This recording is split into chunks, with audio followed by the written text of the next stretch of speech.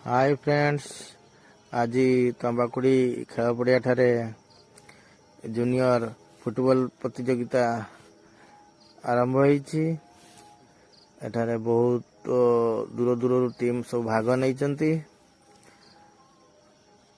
पड़िया लोकंकर गहली आरंभ हो गलानी।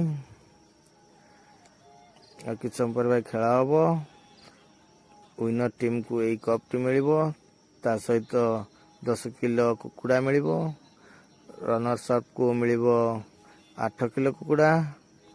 बर्तमान पिला पतका हल खेल आरंभ कले पिला माने भल खेलुचंती। फाइनल मैच है नहीं, फाइनल मैच आग को हम तेणु फाइनल मैच वीडियो देखिया मो चैनल को सब्सक्राइब करंतु एवं लाइक करंतु।